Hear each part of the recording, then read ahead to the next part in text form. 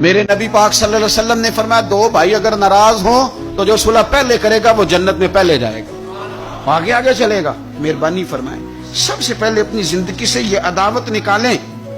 ہمارا کہ جیسے رٹا ہی کوئی نہیں، جھگڑا ہی کوئی نہیں، کیا ضرورت ہے؟ جھگڑا اس کا ہوتا ہے جس کی کوئی ذات ہوتی ہے، جھگڑا اس کا ہوتا ہے جس نے اپنے آپ کو بت بنا لیا ہے، جھگڑا اس کا جس نے انا پال لی ہے، جھگڑا تو اس کا ہے جو کہتا ہے میں کچھ ہے ہوں، جھگڑا تو اس کا ہے۔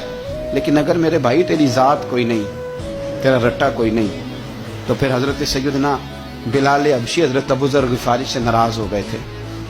بلال کا رنگ کالا تھا، ابو ذر غفاری کا گورا تھا۔ بلال مزدور آدمی تھے، ابو ذر غفاری سردار تھے۔ بلال حبشن کے بیٹے تھے، وہ چودھری کے پتر تھے۔